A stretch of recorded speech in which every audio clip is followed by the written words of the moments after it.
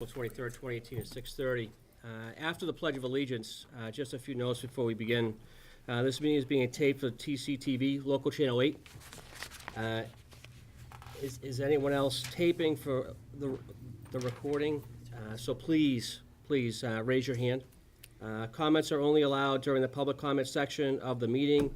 Anyone wishes to comment at the time will need to come to the front table and sit where the microphone is in order to speak. This is for the benefit of the board and those watching this on YouTube or Channel 8. Times will be kept to a minimum, so our regular business may attend to a timely manner. Anyone wishing to be acknowledged by the board should raise their hand and wait to be called on.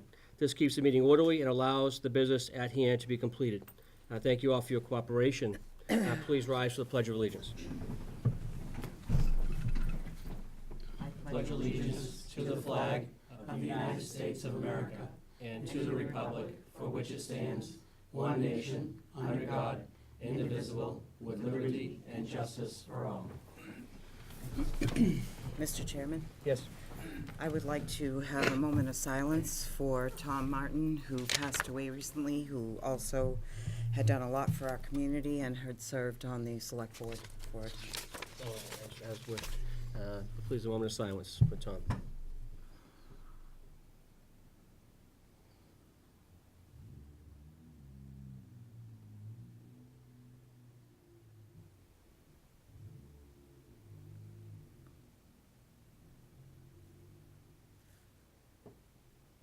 Thank you. Thank you. Obviously, our hearts and prayers go to the family.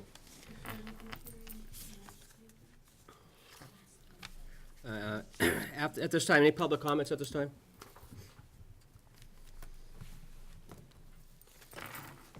Kate wanted to be recognized. Kate, did you want to be recognized? No, I was sad to hear about Tom. Yep, we all were, yes. Any other public comments? I see none. Moving on to the meeting minutes for 4/9/2018. Mr. Chairman, I move to approve the meeting minutes of 4/9/18 as written. Do I have a motion? Do I have a second? Second. Tie goes to Doug. Oh, I didn't hear that. It's okay. It's all right. Mr. Tie goes- Chairman? Yes. Can I have Julie amend her motion to strike interim town administrator? Is that still on there? Is Yep, that and still? change that to town administrator. So to strike interim from the meeting minutes. Okay. So I can do that. Yes, you Strike can. interim to Yep, sure meeting can. minutes. You got it noted. Okay, so I'll have that stricken. I have a second by Doug. Any other discussion? I see none. Kim? Yes. Julie? Yes. Doug? Diane? Abstain. Okay, thank you.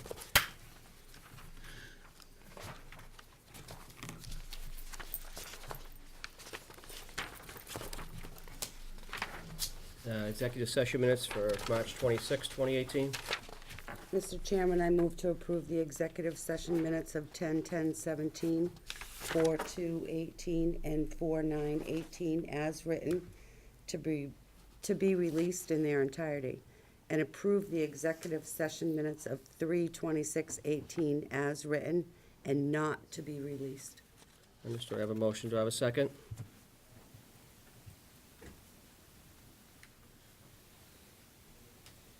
Sure. Second. Okay, I have a second by Doug. Any other discussion? I see none. Cam? I'm going to abstain. Okay, Julie? Yes. Doug? Yes. Diane? Since they were all done together, I will abstain. Okay, and I vote yes as well.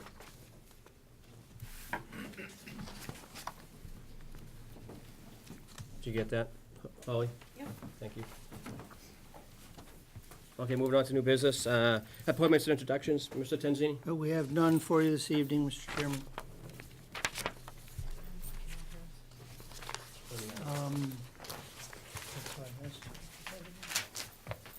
With the exception of a request from the town clerk that Karen Guttrow be appointed as a Board of Registrar member, and that Ann oh my goodness, even with my Polish wife's Kwiatkowski. name, Kwiatkowski, thank you, be appointed as an election worker.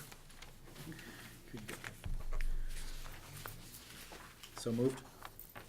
Do I have a second? Second. I have a motion, a second. Any other discussion? I see none. Kim? Yes. Julie? Yes. Doug? Yes. Diane? Yeah. And I vote yes as well.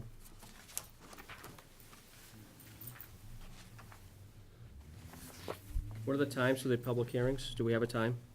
They were published for 6:30 PM, or as soon thereafter as the agenda permits. Thank you. Now, gonna open up the public hearing at this point. Light Department? Just identify yourself for the record, please. Yeah, thank you very much. My name is Tom Barry. I'm the electric superintendent for Templeton Municipal Light. Mr. Chairman, we originally had planned for 2 hearings today, one on Plant Road and one on Otter River Road. There was a mistake on my part, and I thank the person that caught this. The location on Plant Road is actually on City of Gardner-owned land. The right-of-way for the road is not the town of Templeton, but it's the City of Gardner. Okay. So I have to work with the City of Gardner on that. That was I. Oh, it was, thank you very much. And I apologize for the mistake, It's okay. the time lost Understood. on that. So we're looking at the Otter River Road? We're only looking at the Otter River Road, correct? Okay. And the location that we're looking at is on Otter River Road across from Albert Drive. Right, the wires that go down Albert Drive end on the corner pole at the intersection. And there was a guy wire that went across the street to a tree on, I believe it's on private property on Ridgely Club land. Okay. The tree has since died and the guy wire is broken, just coiled up at the pole across the street now. So we'd like to put a 30-foot pole with an anchor on the town layout, just off the road across from Otter River Road, across from Albert.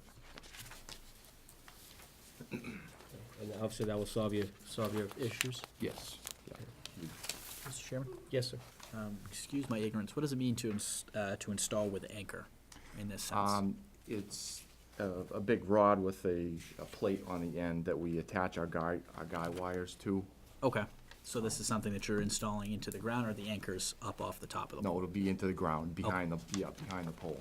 Okay. Yeah. Oh, I see what you're saying, okay, I see, oh, And we run the wire up to the pole to support it for anything pulling in the other direction. okay, perfect, thank you. Yeah. Okay. Does anybody have anything to ask? Mr. Chairman, I Yes. move to approve the Templeton Municipal Light and Water Plant and Verizon Communications request to locate a pole or poles on Otter River Road as shown in the plan on record.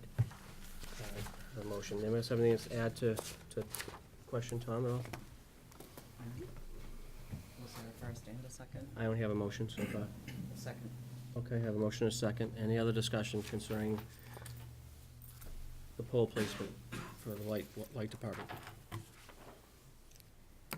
I see none. Kim? Yes.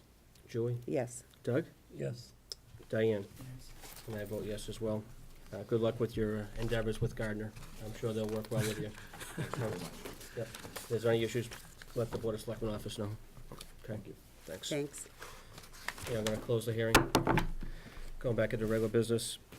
Mr. Chairman, Yes, I'd like to request if we could move the quarterly report to finance so that Cheryl and Luann would be able to go home before we do the audit, because that might take a little extended time. yeah. I like Oh, them they're here, forced though. to stay here. I kinda like them here. Well, Luann's kind of sick, so. Understood. Anybody have any objections? No.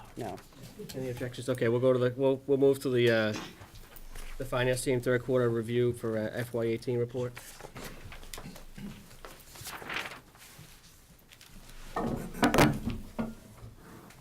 Thank you for honoring this.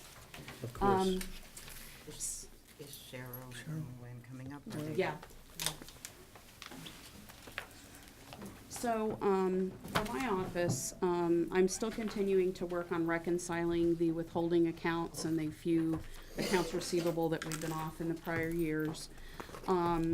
Been working a lot with, we've got 3 individuals, for the town that are wanting to buy their time back from Worcester Regional, and they require an extensive amount of documentation for that.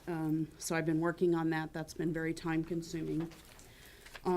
Laura has continued to work on Harper's with them about getting the accruals on the checks. They are now on there. In their setup, they've made some errors, so we're working through those to get that taken care of. I attended the Mass Municipal Accountants and Auditors Association. I did take the exam, both exams for my accreditation, but I have not heard back. Won't hear till probably mid-May, so still awaiting that.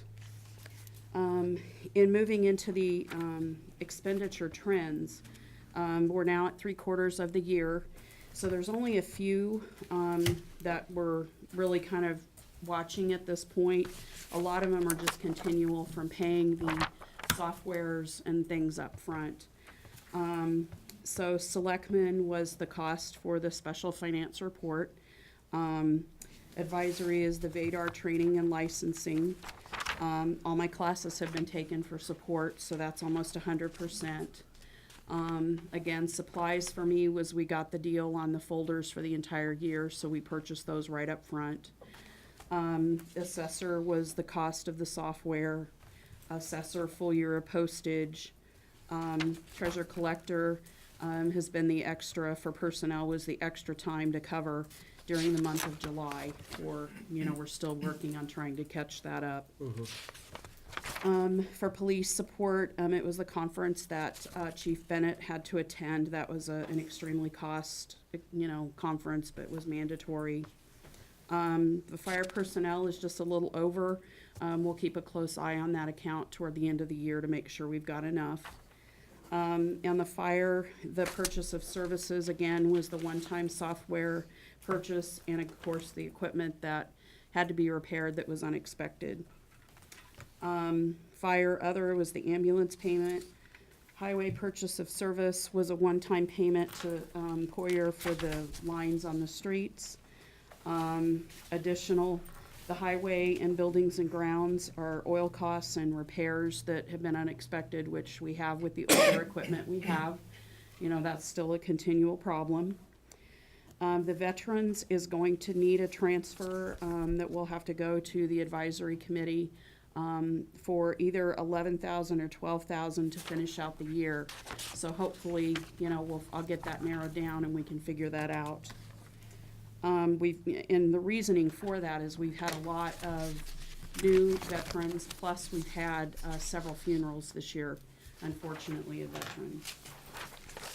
The COA, again, the upfront cost of software.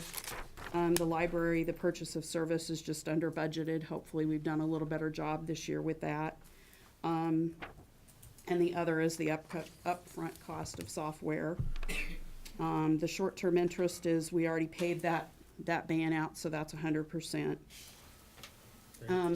You'll notice on the budget versus actual, on page 5 and 6, this time that I've added the 3 stabilization funds. So you'll see those now, so you can see what the current balance is, and that will change each quarter as we get the new interest from Bartholomew. Revenue, we're right on track. It should be 75%, and we're at 73%, so we're pretty much right on track with that. So that's all I have. Do you have any questions for me? Yeah. Oh, I'm sorry, Mr. Chairman. Yes, go ahead. For fire, under other, the ambulance payment, why? Because in that line item was basically the lease for the ambulance payment plus the defibrillator payments that we have to pay every month. And the ambulance payment is $40,000, so that makes it over the 75% spent of that particular line item. Okay. And that's, Yeah, it's the we same. know about that? Yeah, it's the So- same difference as the upfront cost of software. You know, you have to make the one payment, so Okay. it throws everything out of Okay. whack. okay. Mr. Chairman, Yes. so I have a few questions. This is the first time I've looked at this, so. The snow and ice deficit here, we actually have Alan Mayo here too, but hopefully you won't have to answer any of these questions. That number, we're in deficit now of 75,000. This might be a question for you, Mr. Terenzini. How do we intend to make that up coming into the next? Well, we have a supplemental warrant article, Article number 1, within the annual town meeting. There's about $85,000 there, 65 and change, 65 towards snow and ice and 12.5 towards litigation. We'll make whatever adjustment we can make on the town meeting floor. If we prove to need a little less on the litigation side, we'll add some to the snow and ice side. Okay. I expect we're still gonna be 15 to 17.5 short at the end of the year.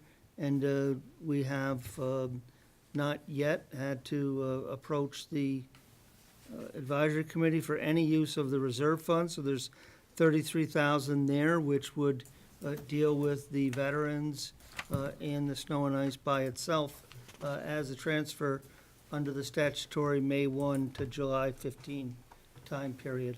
That's my plan at the moment. Okay, And then we'll look for other internal transfers if we need to. certainly. Kelly, do you think I could get a breakdown of the snow and ice Yes. fund? Thank you. My second question for you is, so in the allocated summaries here for, and this is a technical accounting question, so we have trust accounts, and the trust accounts are generating interest expense or investment income, correct? On Yes. some of these. So you don't, on this expenditure ledger here, you're not actually incorporating those into the ending balance, so there's not gonna be any positive cash Well- flows to these, correct? Right, so if you look just on the last page, for example. Yep. You'll see the library the Eaton Library, Yep, the 77,305.24. yep, That is, as of March 30th, the full expended amount that's available to spend. okay, Because I update that balance quarterly with whatever revenue has come in. Okay. So that you're able to see what the true amount that's available that can be spent. Also for the department heads that have some of those trust funds to know what they have to spend. And I do the same thing, like on the revolving funds of money that's come in during that quarter. I update that so that we can see truly what is available in those accounts. so if I understand that correct here, so there's 112.69 that are going, that it's been generated for revenue, I think in this quarter, for the Eaton Library Perpetual Care Expendable Trust. Right, So you're saying the balance that can be committed to expense now is 77,305.24? correct, Is that including the 112.69? Yes. Okay, all right, yep. that's all I have. That's all I have. Anybody else have- Thank you, Mr. Yes, Chairman. Mr. Templeton. If I may, Mr. Chairman, I don't know about that particular fund, but at this point, we need to ask you to be very careful about the trusts. Kelly's done a good job of compiling a number of documents. We have quite a bit of work to do because, for instance, some of them have principal restrictions. Right. So you may have a fund that's got $7,812 in it, but at one time, the initial opening balance was $5,000, and it's only the interest that is expendable. Right. Yep. Right, and So that's, you need to really be careful when you look at that. but that's, the expendable portion is all that's on here. On the separate GL, the principal portions are there set, and those can't be touched. So I don't even add those to the expenditure Okay. ledger because we can't spend them. So I'm assuming they're on different accounting codes then? So you- Yes, Okay, yes. It's principal the balance. fund 82, in the 8,200 range is the principal portion. Okay. Excellent. Right. Thank you so much, Kelly. Any other questions? Thank Oh, great job. Okay. Let Cheryl go and then Kelly? Luann. your team, if you would stay with the balance of your team, please. Sure. You want me to move over? Okay, for the third quarter, we've been busy again. Bills, real estate and motor vehicle bills went out Good. for the fourth quarter. So traffic is real heavy, plus people are doing their taxes, so they're coming in for copies of their real estate bills from the prior year and their excise tax bills. So that's a good majority of what's been coming in lately. The tax takings were done for 2017. Those have been completed. They've been filed with the registry. Waiting for those forms to come back, and that'll be done with that. And we just set up a system with Fidelity Bank. It's a check cashing system or depositing system that we can run the checks in the office. We don't have to take them to the bank. They're deposited into the bank immediately. We get a deposit ticket back by email and saves us trips to the bank. Gets the money into the bank quicker. It's no cost to us. So we've only had it for a week, and so far it's working pretty good. Good. So, see how that goes. Other than that, Mr. Chairman? Yes. Question on the Fidelity. Yep. So is that an online transaction? So you're punching this in online? yes, we go on their website, you feed the checks into a machine, and it just spits back an email And what kind deposit of, ticket. do we have any security measures in place? We keep the checks, we keep them in a locked cabinet. After 60 days, we shred them. After 60 days, okay, they're shredded. That's the bank rules. And do we have anything on the software side? I mean, do we have, I don't know what the town has for antivirus or anything like that, or is there any sort of, That I can't answer. and how is the login system done? Is it, there's only one username and password? Is this shared? Is this, It's per person, we're signed up through the bank. Okay. We had to fill out forms, it's myself and Carolee right now. Okay. Have access to do this, so if I'm not here, she can run them. okay, But we each have our own password and login, and that's, the paperwork was filled out with the bank directly. okay, perfect. Yeah. Thank you. You guys have any questions for the treasure collector? So if you've run this check through the machine and it comes back insufficient funds, does it come back immediately, or does it come back? It comes back quicker than it used to, than going through their whole process, but it still has to go through their system. But we should get it back quicker by a day or two. Okay, all right. I'm just curious. Great. Well, thank you so much. Thank you. Ms. Luann? Okay, third quarter tax bills went out on time and were due February 1st. In addition to the third quarter billing system, I also sent out supplemental bills to our new construction people, which will bring in an additional $22,000 in new growth and revenue this year. The time frame for both abatements and exemptions has come and gone for fiscal 18. This year I received 9 abatement applications in our office, and 7 were approved and 2 were denied. In 2017, exemptions were taken in, and we took in 204 exemption applications, and, 207, and of them, 204 we approved, and we denied 3 people exemptions. This year brought in over 19 new veteran exemptions, and to date, we've given out $106,600 out of the overlay account for abatement and exemptions. Files are uploaded and went to the town treasurer's office. Bills went out time, and just a reminder, the residents' tax bills are due May 1st. Also in January, motor vehicle commitments came in, along with a second commitment in March, totaling another $987,000 plus coming in for tax revenue for the town. Personal property forms, the list and stuff were sent out to all my businesses and my tax exempt people. We're still getting that paperwork in, and I'm processing that. Those help to add to new growth for personal property accounts, so we're getting quite a bit on that on our businesses that are in town. All the mapping changes that occurred from January 1st of last year to December 31st of this last year were sent to Cartographics, and our mapping online is up to date and current as of this week from everything. So I can only do changes once a year, so anything now that happens throughout the year, we log it, I keep it, and then come January 1st next year, I can submit to do it again with them.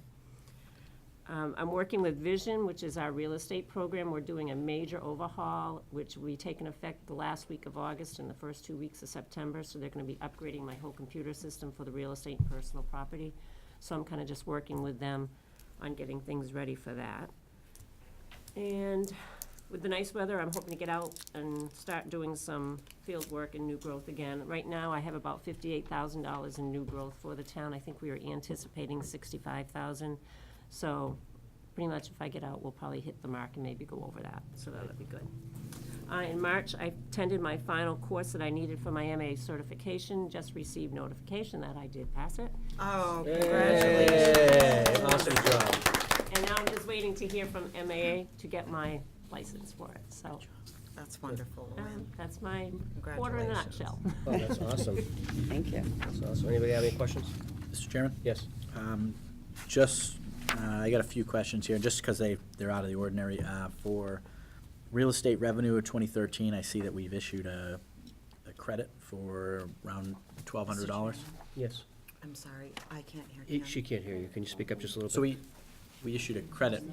What's that? Yeah, I can explain those. Okay. That's part of the cleanup. Yep, absolutely. That's what I wanted to hear. Okay. Oh, and that We was the first- found several different, accounts that needed to be cleared up, that we had refunds that were due, Okay. that needed to be cleared up, and we did a group of refunds that we were able to clear out quite a bit.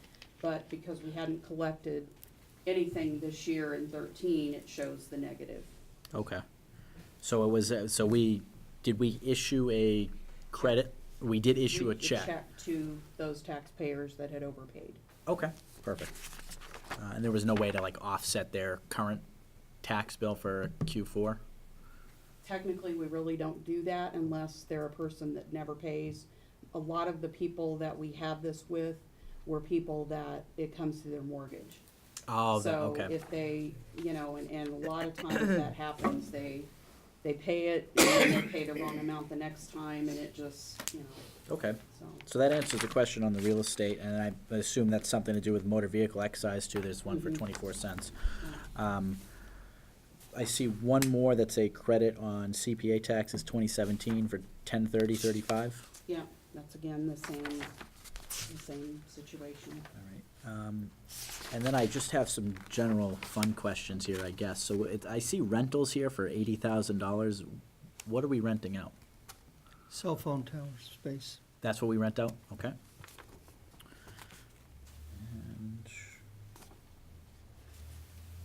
And then I see fines and forfeitures here, which reminds me, we had uncollected items that we owed. Is that part of that cleanup there, where we had X amount of money we were supposed to give back and we can't essentially write them off? And- Right, the tailings, Yes, yeah, we're working on that. But that's not part that's gonna not be part of this. No, Okay, that's only on the general ledger okay, as a liability that we owe. okay. That's it for questions for me. Right. Thank you, Mr. Chairman.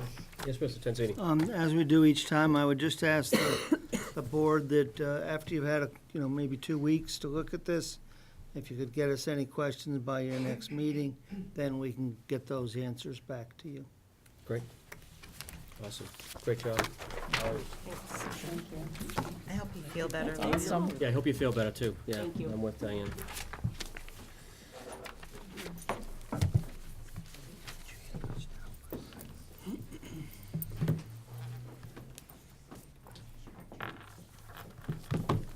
A presentation of the FY17 audit. Mr. Roselli. How are you, sir? Very good. It's good to see you. Nice to see everyone as well.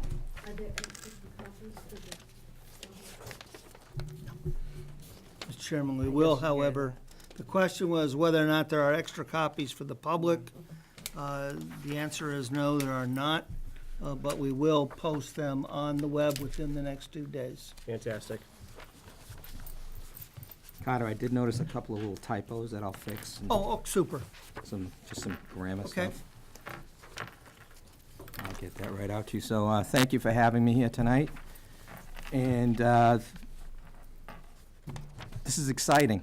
I sat there and watched your financial team do a presentation. that's a huge step forward. I didn't see that in the audits that I did. It didn't exist. And this is how the community should be communicating to you, the leaders of the community, and make you aware. Do we have deficits? Are we on track? Are we where we should be? And I was really impressed with that. That was very good, and really leads into some of the things that I'm going to discuss in this audit. So 2017 was part 5 of a 5-pack. The town had not, when the town contacted me, they had not been audited for 13, 14, 15, or 16. Right. So in December, we did 13, 14 audits. In March, we did 15, 16 audits. In August, we did 17 audits. So I did 5 audits. Me and my team did 5 audits in those 9 months. I felt like I had moved into town. Now, one of the things that I think is noteworthy is that at the time that we were doing the 16 audit, we were well into 17. Like I said, we did it in April. So even though this is an audit of 17, a lot of those issues had not yet been vetted, or the town had not been given a chance to fix at that time. Right. And we're just being made aware of that as we were doing the audit. So what I have in front of me is kind of what I expected. I expected some of the same things rolling forward, some things getting approved, but not a complete picture. We had, as you can well enough imagine, when you don't do an audit for 4 or 5 years, there's going to be a lot of problems. There's going to be disarray. There's going to be a lot of financial issues, which we call material weaknesses. Mm-hmm. And I was happy to see that the town had addressed the majority of the material weaknesses by the time we did the 17 audit, which we'll get into in detail in a minute. So, moral of the story is, when we finished 16, we saw a process that was going to be a couple of years long to fix, not something that would be fixed overnight. The town took the correct approach in prioritizing the findings from the last audit. Here's our most severe finding, which I felt the biggest problem was the elementary school. The deficits that had accumulated in the elementary school, the fact that you couldn't borrow, the fact that the whole project was in flux. I thought that was the biggest and most serious problem the town was facing at the time. And the town took that item, put it at the top of the list, and then followed it in a process that said, okay, here's what we're prioritizing. These are things that will go on into our plan. And when I ended the audit, when we ended the audit in 16, it was about April, like I said, it was about April of 16. I was in front of you probably about a year ago. Mm-hmm. These problems were still kind of there. When I left that meeting, I didn't know where things were going to go. A lot happened that I'm not sure if the public is aware or not, but there were a lot of meetings with the Department of Revenue, a lot of meetings with the MSBA, a lot of meetings with the regional school district, a lot of meetings with the financial advisors who do your bonding. And through all those meetings, a plan was developed on where the town goes if we resolve the elementary school issue through the town meeting.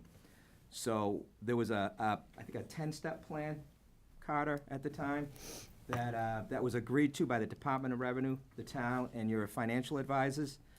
And I'm happy to report the town is on that plan. You're on that trajectory. And the end result is most, if not all, of these findings gone by probably the end of 19. I think that would be a fair assumption. So, that being said, we can look into some of the specific. Are there any questions on? Anybody have any Just questions that- so far? That's just kind of the backdrop of what we were going into here. Okay. So let's go through some informational items real quick. The first one that I thought it was important to list again is your Statement on Auditing Standards number 115. And what that is for the layperson, it's the CPA's requirement to communicate material weaknesses and significant deficiencies to the town's leadership. The deficiencies are categorized as either a material weakness which is the most severe, significant deficiency, or a control deficiency. So last year, when we finished the 16 audit, we had 12 material weaknesses. 12. 8 of those have been resolved. 4 remain, and we'll talk about which ones remain and what the plan is to correct those. The significant deficiencies, which were a subset of the material weaknesses, are gone. There was a couple of significant deficiencies, those are gone. And then the control deficiencies are the less severe findings.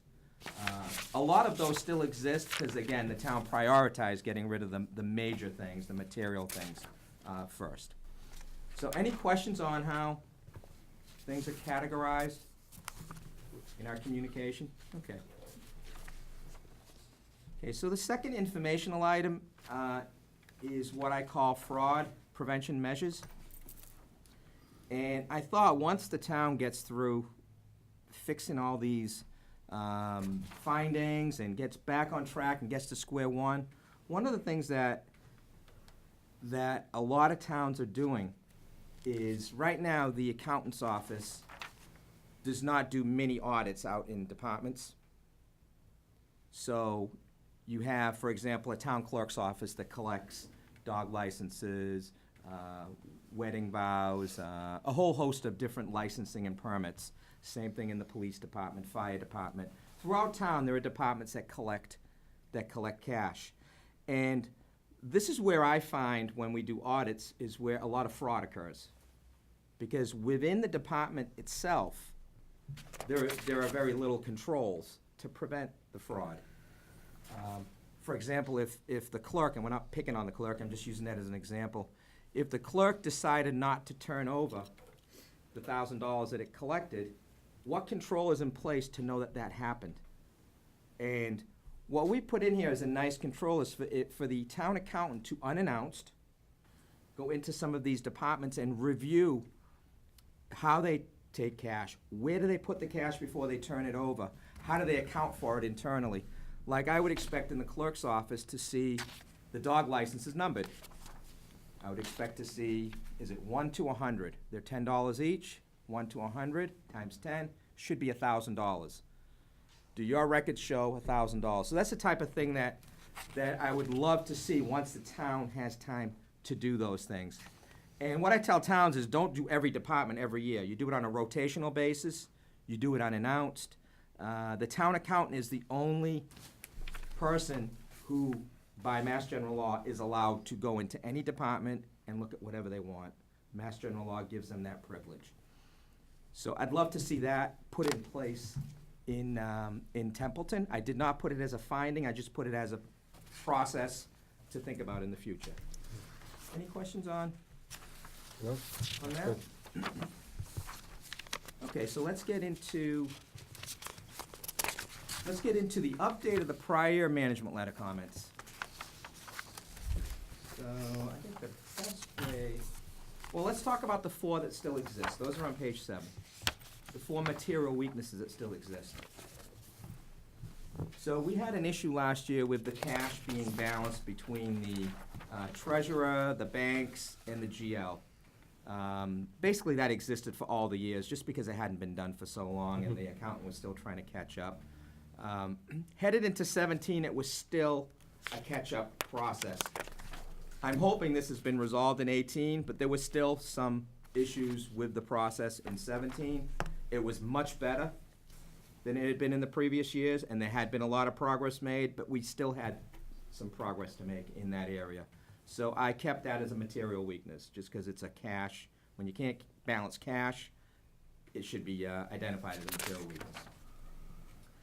Accounts receivable reconciliations. I think we heard just a few minutes ago the collector, treasurer, and town accountant speaking about fixing receivables. So that's been an ongoing process. At the end of last year, there were variances. It wasn't reconciled all the way. It wasn't balanced. It seems like you guys are starting to identify things from the past. So hopefully that's another one that gets cleaned up pretty quickly from here. Excuse me. Procurement. Procurement was a big issue in the town. The Inspector General was involved. The town went through a training Some of those issues trickled into July, August of 17, so we had to still identify it as a material weakness. From what I understand, this process has been improved significantly, so hopefully in 18 we won't find that as a problem. And then lastly was OPEB, and OPEB is an accounting, it's other post-employment benefits. So other post-employment benefits are the health insurance that you pay your retirees. What you're required to do is determine what that liability is and book it. The town had not done it since 2009 when the standard went into effect. And Carter came to me with a plan to do it for 17-18, but the standard is changing. So I said, why spend the money? You know, let's take another hit for one more year. Why spend the money to have it work for 1 year? Let's comply with the new standard when that comes out and put the resources towards that. So again, I expect that to be fixed also by 2018. Any questions on those 4 material weaknesses? No. Anybody have any questions? Okay, so let's go through the matrix. What I've done on the next 2 pages, page 8 and 9, rather than repeating everything from the prior management letter, what I've asked the readers to do is look at the prior management letter as you're reviewing this. Otherwise, we would have had another 40-page document on our hands. But basically, this lists the finding from the previous year, or years, whether it was a material internal control weakness, non-compliance with laws and regulations, or whether it was just a control deficiency, and where it stands today. So I thought that was a good way to just kind of summarize everything rather than get caught in all the words. Okay, so budget management. As you recall in the past, when all the smoke cleared, there was a lot of deficits. They had to be raised through the tax recap. They had to be raised through bans. That was actually corrected at the end of 16 and continued to be in place at the end of 17. So the town has, in my opinion, satisfied that problem. General cash fund overdraft. That one was corrected in fiscal 15. That was where the town overdrew the general fund. Right. You know, you spent more than you had in cash. That was corrected in 15, and in 16 and 17 continued to be in place. Your audit and single audit deadlines, that was corrected in 16, and in 17, everything was filed on time. So that's 2 years in a row that you haven't missed the deadlines. Capital project management. So this deals with all the projects that you guys have been working on, the Baldwinville Road, the elementary school, the senior center. I think there might have been one other, this building itself. A lot of things when we talked about the elementary school, just the MSBA aspects of it. There were deficits. The process hadn't been managed properly. The other project had procurement issues surrounding them. I did not see any of those issues exist for 17, other than the small amount of procurement issues at the beginning of 17. The financial reporting system, the town converted to VADAR back in 15 or 16. That's all set. It was, before you had a hybrid of a bunch of things going on. It was difficult to understand, confusing, inefficient. That's all under control now. Kelly understands VADAR intimately. She can get into the program, find what she needs, research it, so that works very well.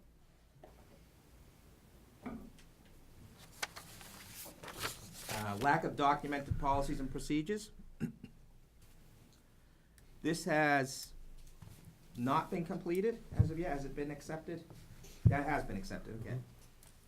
But after your field work had been. Okay, that's what I thought. So we had a comment on the fact that the town didn't have policies and procedures. Got a grant for $25,000 from the state and proceeded to take care of what needed to. You hired the Collins Center, and now you have policies and procedures in place. We do. So the bank to cash book, which is different than the cash book to the general ledger, the bank to the cash book was actually fixed in 15, and that's been fixed since 15. So 16 and 17 are fixed for the bank to cash book. So what that means is that in the treasurer's office, the bank accounts equal the treasurer's internal cash records. Where the process is broken is where you go from the treasurer's office to the GL. That's the one that we'd like to see fixed for 18. 2 old bank accounts were closed to clean up the process. Those items were placed into tailings. I think we talked about tailings a few minutes ago with the financial team. And what tailings is old outstanding checks, abandoned property, if you will. The town can go through a process, then it's able to take those in as income if nobody claims it. So that's where the town is at on that at this. The cash book to GL we've talked about. The accounts receivable we've talked about, those continue to be problems. Procurement, we've talked about, was a problem at the beginning of 17, hopefully it's gone. Timeliness of reports, that's all filed, we talked about that. And other post-employment benefits, we talked about that. So that's the first page. Okay, second page, we went through, there was some confusion in the past as to, on the betterments, how is it funded? How is the debt paid back? Is it 75-35? Is it 70-30? So when we went through a little bit of analysis, we found that the betterments had accumulated more than we thought they should. So we brought the question to the Department of Revenue, who suggested that under the Municipal Modernization Act, that the town can use those excess betterments in the future. You can amortize it in the future on your tax recap. That was about $500,000 of extra money that was available to the town over the period of time, I think 10 or 12 years, over that period of time. Is that about accurate? Yeah. So about $50,000 a year will come out of this account that was kind of just hanging there for years. Will come out of this account and be used on the tax recap, beginning in 18, the 19 recap, beginning in the 19 recap. And that was with the permission of the Department of Revenue.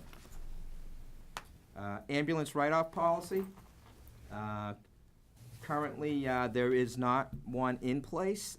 There's still, I guess the ambulance is still something that's up in the air at this point, so it doesn't make sense to have a policy just yet. SOAR receivables. Okay, so commitments, collections, abatements, and all maintenance related to SOAR is done at the SOAR department. Normally, some of that activity is done in the treasurer collectors. What's happening here is monthly information, if monthly, but they try to do it monthly. Information is sent to the treasurer's office, and then they just update their records in summary format, but they really don't have any control over this process. And we're recommending that the town do what most other towns do. If you want to have the SOAR department bill, that's fine, but the collector should collect. There was a question as to whether your collector is a tax collector or a town collector. I think you cleared that up for me this afternoon. Your collector is a town collector, so it can collect anything under the statute. So we're strongly recommending that take place just for better control over the process. There was an issue with, in the SOAR department with some files that had been lost in either a flood or some sort of a small fire down there. And we couldn't get to them to audit what we needed. So we had just suggested that there's not only for the SOAR, for everyone, there should be a good recovery system in place so that things are not lost. I don't think that's happened yet. Indirect cost accounting. This is where you need to get together with the light, the water, the SOAR, and figure out how to do an indirect cost allocation. Right now, there's really no formality to the calculation. It's not done the way it should be, and all the parties need to get together and cooperate to make this work. And these are basically costs that are incurred by the town of Templeton. For example, if there's any town accounting work or any collection work or administration work, portions of those costs can be recouped by the town if they're done, if they're incurred on behalf of the other enterprise funds. I got you. The withholding accounts were kind of messy last year. They still are. This is something that Kelly had also pointed to a few minutes ago.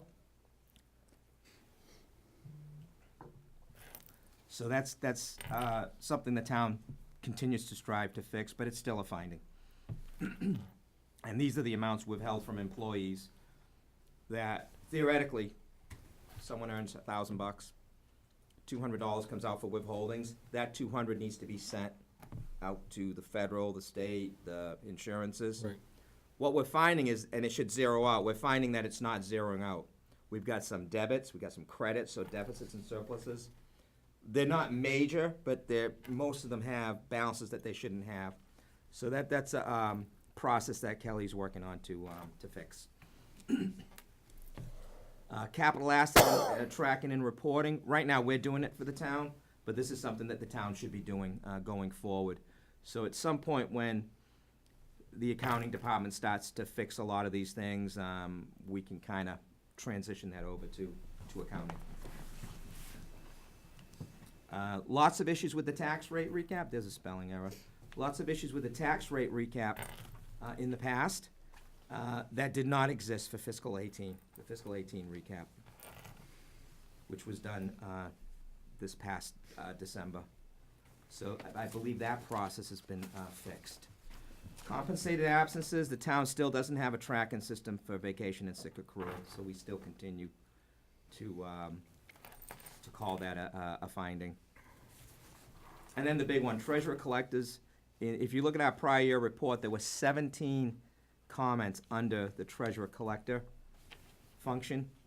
And with the new treasurer, those are being addressed one by one. We won't go through them all, but there was just a lot of comments that were under the treasurer collectors. Just today, we were going through some of the things that are being fixed to improve the situation down there. For one, I'd love to see a lockbox. A lockbox is where a third party collects everything for you and then wires the money to the town and sends the town a tape. The tape is then uploaded to your system and it updates everybody's records. Right now, we get a bill, we enter it. We get a bill, we enter it. We get a bill, we enter it. Thousands and thousands of input. That doesn't have to be done. You got motor vehicle lock boxes, you got real estate lock boxes, personal property. It will create a lot of efficiency in that department. It'll get your money in the bank quicker. It'll make your reconciliation process easier. It'll make your posting easier. They were just showing me all of the paperwork they have to go through to do a transaction today. It's insane. And so that would be a good step to fixing that. That's the big one on my list that I'd like to see done.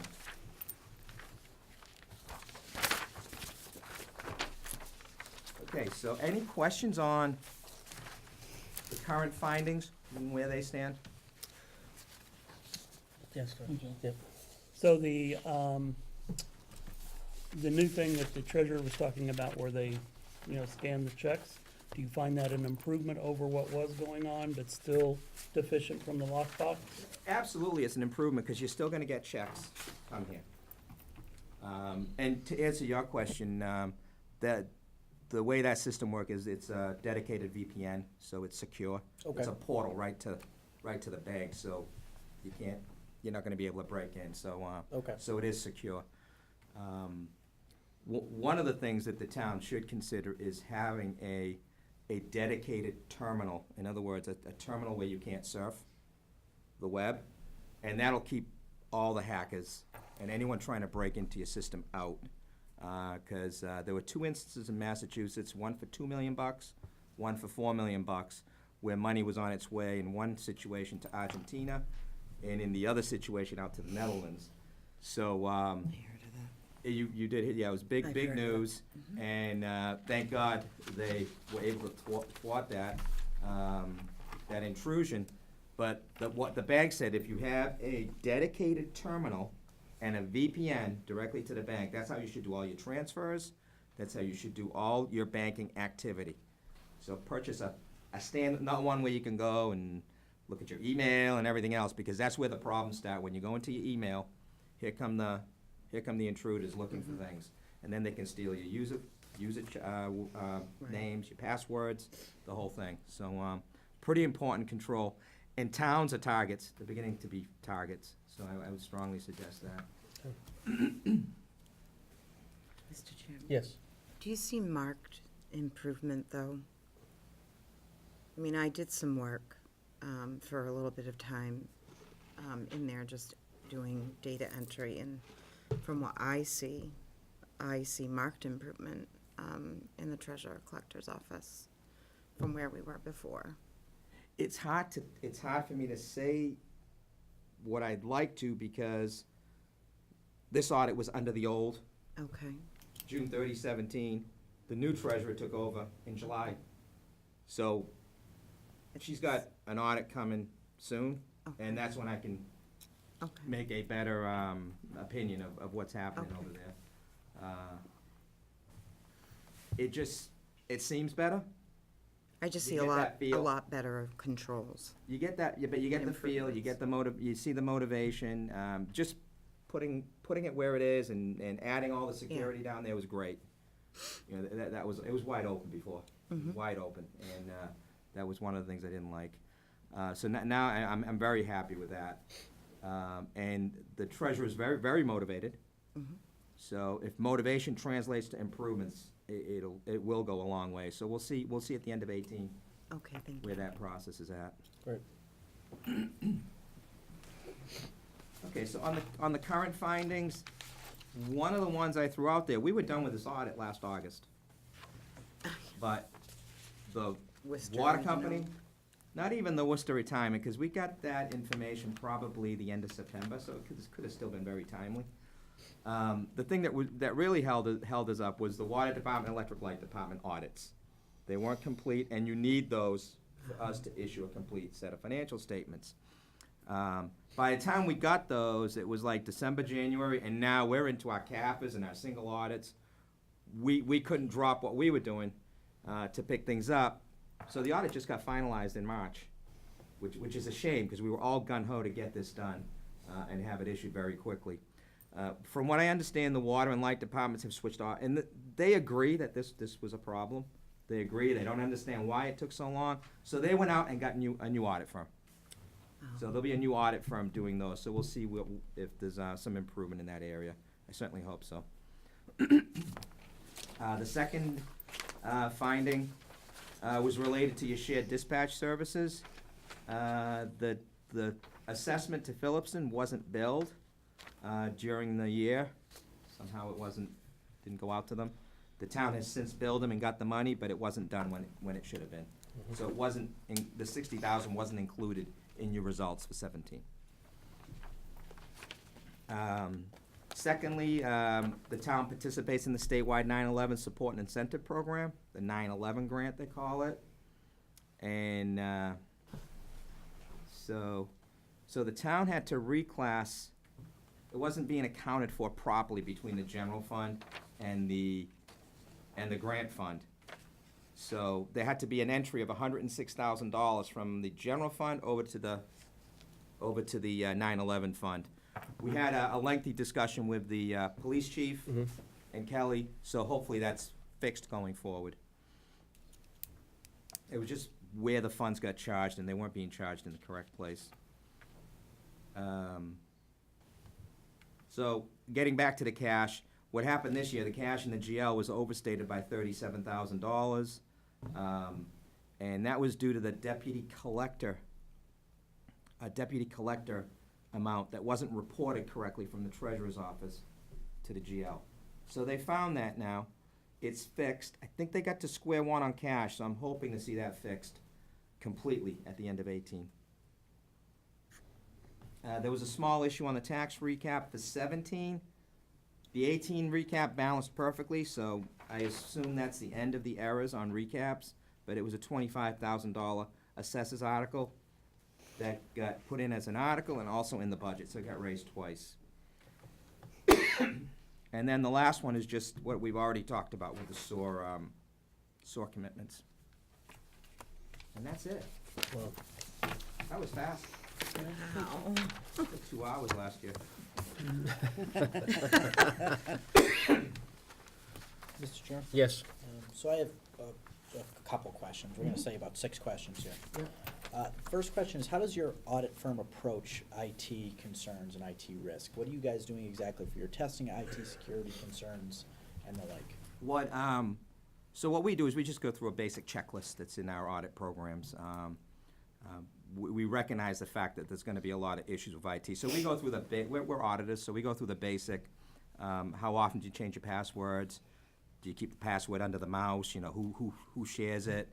What do you do for your firewalls? What sort of security are you using? So basic questions that a lay audit person would use. But what I brought on staff is an IT specialist now that will be going out. It's such a concern out there, and we're seeing a lot of issues that we think we need to have a guy spend 4 or 5 hours of quality time rather than us trying to tell them how to, ask those questions about passwords. They can get into more of the intricacies of security. So we hope to involve that person in the audit this year. Excellent. Okay. My second question to you is, when we look at Templeton, and we're gonna pretend that we had just finished the audits, this is back August, you finalized it, so nothing happened this year, and we're not in March. What are the top 3 things that you would identify that need to get done in 2018, that if we didn't make significant progress to those, you would be severely disappointed? Cash, number 1. Cash has to balance. Okay. We can't have a variance in cash. So we're talking consistent monthly reconciliations. Consistent monthly reconciliations between the treasurer's office and the accountant's office. So that's number 1. That's at the top Yep. of my list. Number 2, put the procurement issues behind you. Okay. That's number 2. That could have gone a lot further than it did. And so that the town got required to do a training. I think the town got off very We did. easily, and a slap on the wrist. So next time, I don't think it will be like that, so really just put that behind you. I think that's already happening in that office. Yes. In the town administrator's office. Number 3 would be consistent leadership. Okay, we've got a town administrator that doesn't know if he's coming or going. Oh, let's keep you for another month. Let's keep you for 6 more weeks. Let's do this search and we'll keep you for 4 weeks while we're doing that. Agreed. That's done now, and that's very important too, because when you're here for 4 or 5 weeks, you don't get the respect of any department heads. They're like, why am I gonna do what you're telling me to do if you're gonna be gone in 4 or 5 weeks? So those by far are the top 3, in my opinion, of issues that should be resolved, that would make me happy. Okay. And I'm pretty happy. Again, what I saw, I'm floored by what I saw before I got up. I said, is this, I looked around, I wanted to see a sign, is this Templeton? I mean, that was awesome. I don't know who brought that process to this forum. Carter. This is, a lot of this is Carter's work and Kelly's determination and motivation to get it done. This is Well, both of them. Kelly's been here, 3 years? So you finally have continuity here, which is another critical aspect of the operation. When she got here, what had there been, 4 other people in 3 years? Each one by the time they figured out what the other one did, had given their notice. And it just never, ever, ever got resolved. And we've got I know there's, 2 vacancies down in the treasurer's office soon? So, hopefully that would be, from where I sit now, that would be important to make sure that gets done correctly down there. We're gonna continue to have improvements. Right.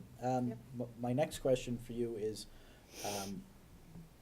what is your approach to fraud risk? And do we have any significant deficiencies or anything that you can identify? I know it's a small town, and obviously that's tough to get segregation of duty. Do we have any material weaknesses in which we can improve, anything to separate out the potential risk for fraud? Well, what concerns me is I'm not sure if anybody in this town truly knows what how the department heads collect cash and store cash. Where do they keep it? Do they keep it in a drawer? Do they have a safe? How often are they turning it over to the treasurer's office?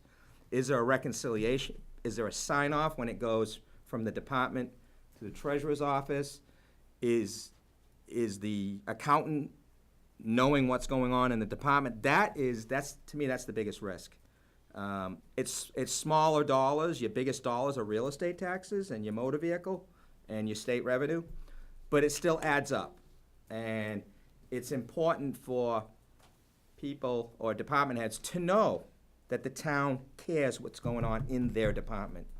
So from my perspective, is there anything going on with real estate taxes that's improper? No, I'm not worried about that.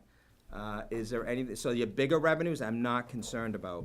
It's the smaller stuff that, if it adds up, could cause some issues in town. So you're mainly speaking to the decentralization of collection for these smaller fees. Exactly, right. All right.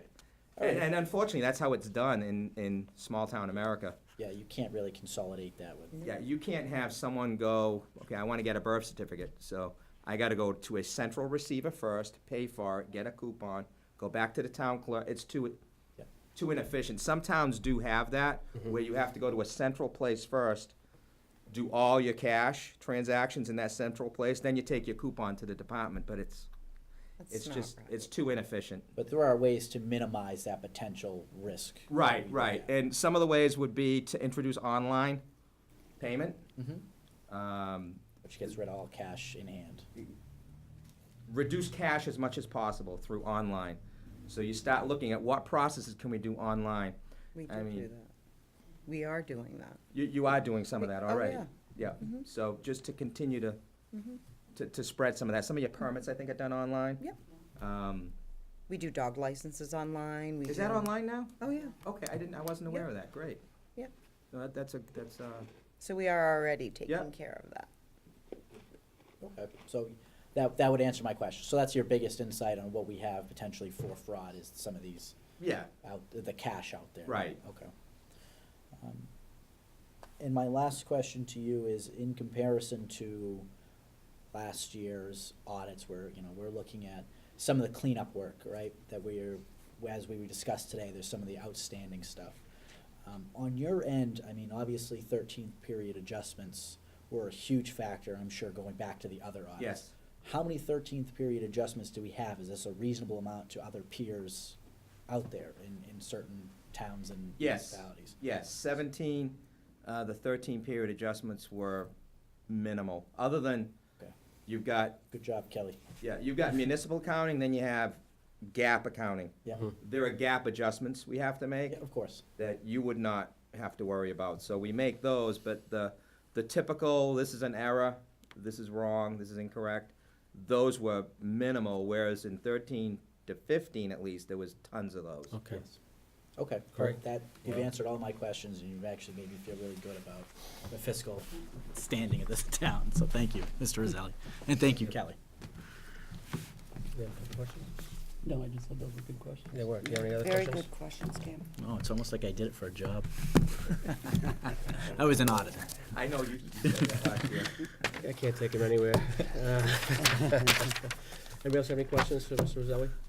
Mr. Tanzini? Just, Mr. Chairman, as with the Q3 fiscal report, if the board can, over the next 2 weeks or so, look the various text and financial reports over, let us know if you have any questions.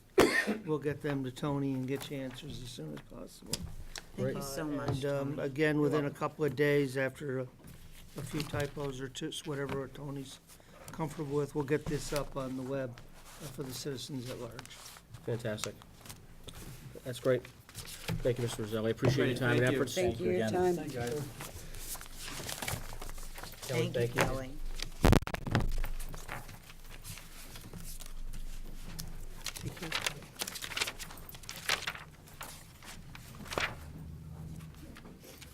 Actions regarding DPW road work for repair. Mr. Mayo?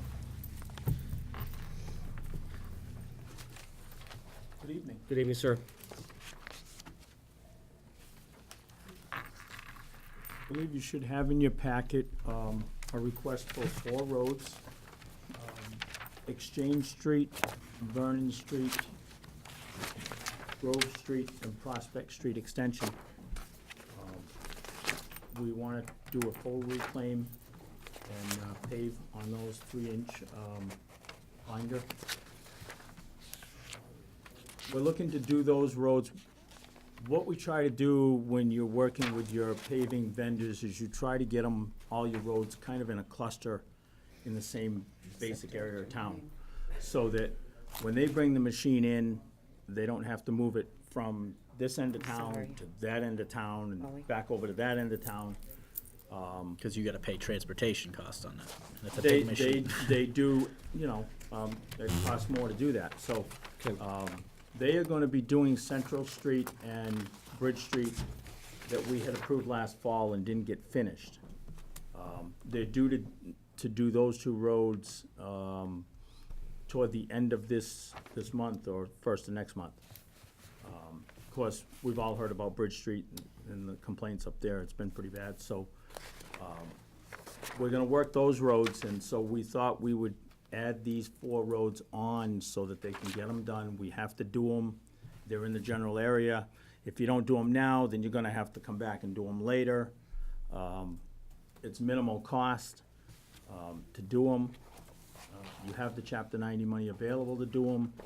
It just made perfect sense to do them at this point. The vendor that bid the contract for the last fiscal year really only did that short section of South Road. He hasn't really done any work in town.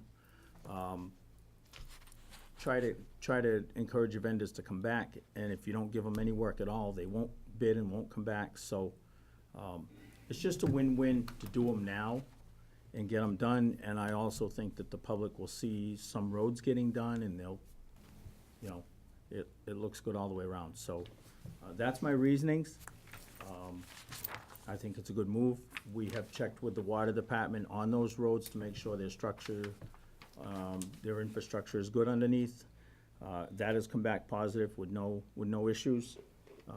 I've checked with the sewer department as well, and I have heard nothing back from them on whether they have any issues, but Kent didn't feel that they did, so, if they did, I would have guessed they would have, you know, sent me something back on that. That's where I'm at with those 4 roads. Most of them are either dead-end short streets or quick drive-through short streets. So they're, as I said, fairly inexpensive to do. Okay. This is your recommendation, correct? Yes. Fantastic. Mr. Chairman? Yes. Were there any other roads on this list that didn't make the cut? Was there any other considerations when you had compiled these 4 streets? No. No, these were targeted, these were the ones that you feel definitely needed it the most, there was no toss-ups? In that general area of town, yes. Okay. And my next question isn't actually about these roads, but when these roads are completed, what is our approach to maintenance of these completed roads? Well, we are getting the RMS plan started. He actually came into town, Carter, a week or so ago, and sat down with Carter and I and talked about when we were gonna get started with, with him coming into town and looking at all your roads. What they do is they look at all the roads across town and then they give you a plan as to what's the most important to prioritize for paving, for total construction, for crack sealing, for chip sealing. So, looking forward, with these particular roads, it's minimal traffic on them. They will have a 3-inch binder. I would look to that program to see exactly where they'd fall to get the top coat on, and then eventually crack sealing if they begin to fail. Okay. But right now, that we're looking to push more toward maintenance. Yeah. More toward crack sealing, chip sealing, those kind of things, because it will extend the life. And if you don't extend the life, then you're always behind the 8 ball. Well, these are like vehicle purchases here, they're a huge cost, but if you take care of it, you can get a little bit more out of that huge You get cost. a little bit more out of So- it. Okay, so there is an approach to, and I know you had the approach, I just wanted to be public knowledge that we are looking to take care of these roads in the future, and that there is some sort of plan in place. Thank you, Alan. Does anyone have anything else to add? Mr. Chairman? Yes. I move to approve Vernon Street, Exchange Street, Prospect Street Extension, and Grove Street for full depth reclamation and 3-inch binder in FY18, correct? Okay, I have a motion. Do I have a second? Second. A motion and a second. Ty. You can give, Diane can get the Doesn't title. Okay, Ty goes to Diane. Thank you both. Any other discussion? Kate, did you have your hand up? I'm wondering, I live on Bridge Street, Bridge Street. and it's very dangerous. It is. I mean, one could break a few axles and come up with. Break an So I'm ankle. wondering, is this, when you say reclamation, is this an actual restructuring of the road? Or is this just, I mean, I know you're doing more than just filling in the potholes. Bridge Street is gonna be a mill and fill is what it's called. They'll come in and they'll, like they did 68, the state road, they'll grind the top surface 2 inches and they will resurface the top So- in those bad areas.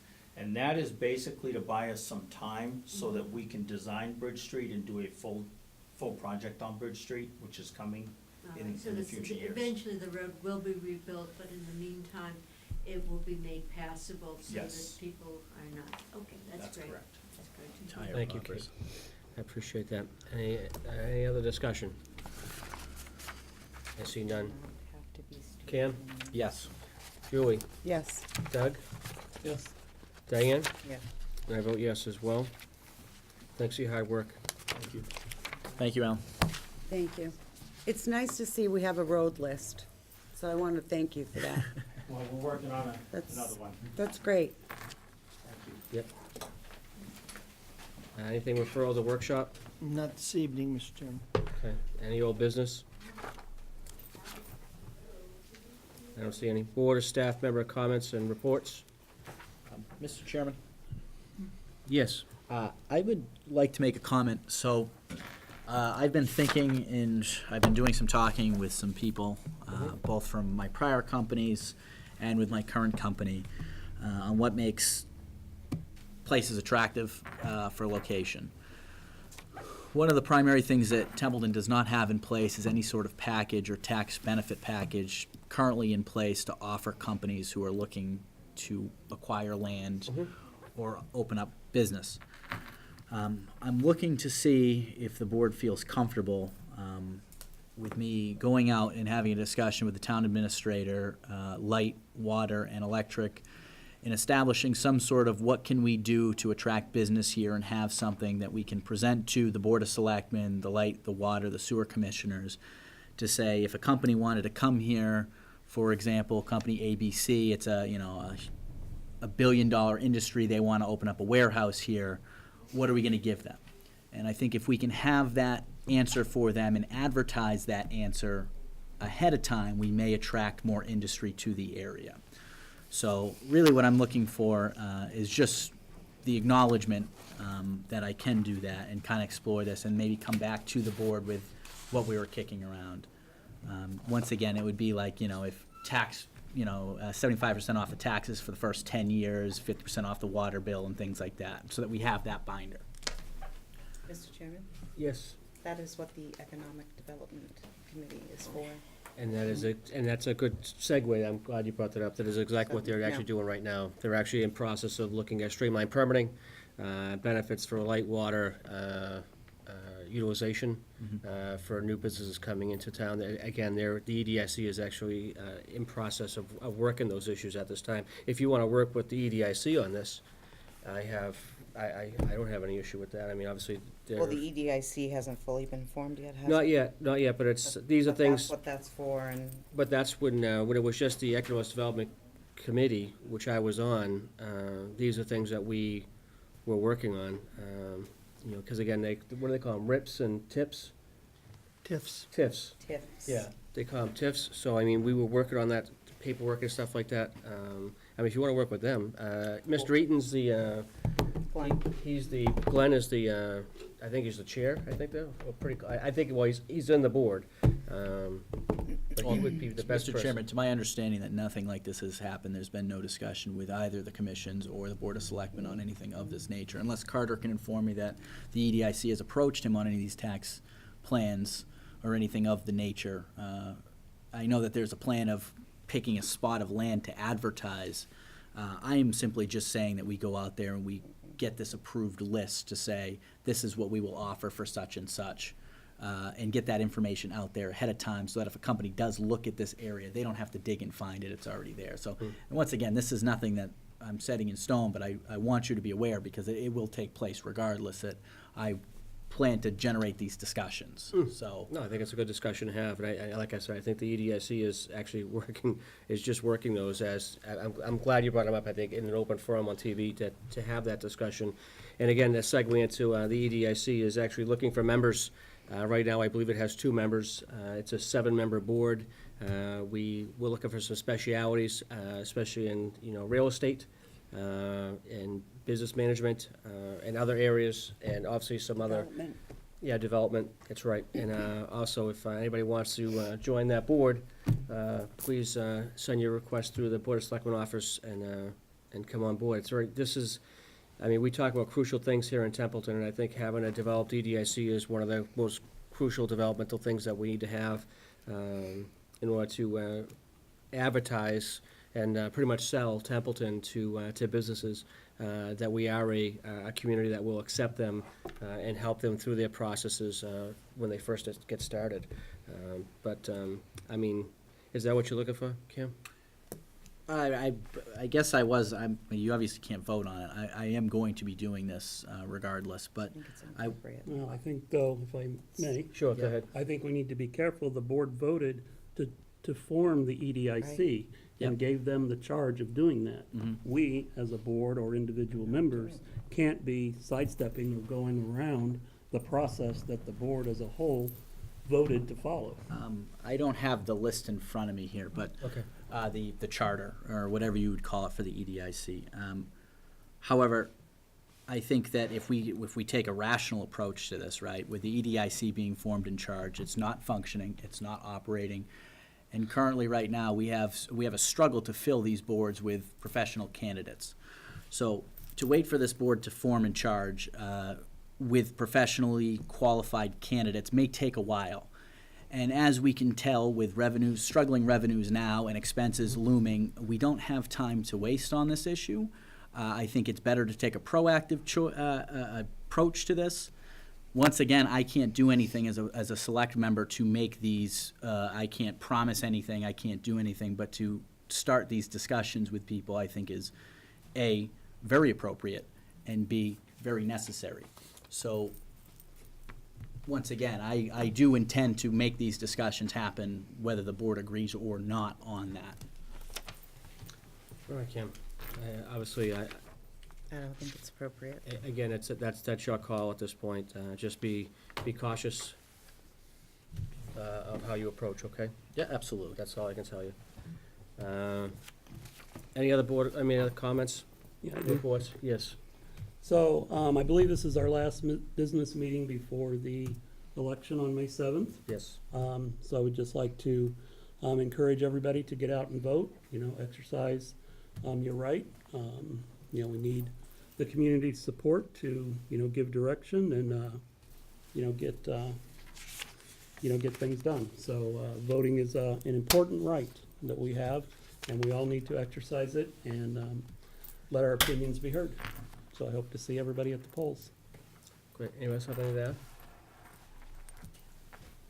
Yes, Mr. Tenzini. Not with respect to the election, I will point out that at some point in May, we will be going through the warrant and seeing if you want to follow the pattern that you did last year, where the warrant was divided up amongst members, and they then had an opportunity to speak with department head boards and commissions to become, gain some expertise in the subject matter and be ready to Yes. address questions. Mhm. So if you could be looking at that. The other thing is, following the last meeting, I said that I would be taking an opportunity at each of your business sections to announce some committee vacancies Please. that I thought were of the most immediate interest. With the election coming up on May 7, as Mr. Morrison pointed out, there are 3 positions on the ballot for which we do not have any people who have petitioned to have their names there. These are elected, so interested folks must be registered voters in town, but you only have to basically beat the blanks on this one Okay. if you're looking to get elected. They are important positions, however. There's a 3-year term available on the Board of Health, a 3-year term available on the Cemetery Commission, and a 5-year term position on the Housing Authority. If anyone has any interest in those, these would be write-ins. If they want to call our office, we'll connect them with Lori Weta or Alan Mayo or the Executive Director of the Housing Authority, the appropriate person, so they can explore what the responsibility of that board is, the time commitment, and the like. Thank you. Thank you. Thank you. Okay, and the annual town meeting is what, May 19th, is that correct? It is, At 9:30? at 9 p.m., 9 9 a.m., I believe. 9 a.m. PM. 9 a.m. Okay, Well, May hopefully we're 19th. Out of there by then, I have to At say. 9 This is a.m. the end time. Again, another important day for townsfolk to come on out and get involved in your communities and exercise your right to communicate with your elected officials. Any other comments from the boards? Do we need to go into executive session, Mr. Tanzini? I have nothing this evening, Mr. Chairman. We do have a case that's been remanded to the ZBA, and I'll update you all on that in the next few days. Fantastic. Okay, does anybody have anything else before we adjourn? I'll entertain a motion. So moved. Can I have a second? Second. Any other discussion? See none? Kim? Yes. Julie? Yes. Doug? Diane? Yes. And I vote yes as well. We are adjourned. Thank you very much for coming.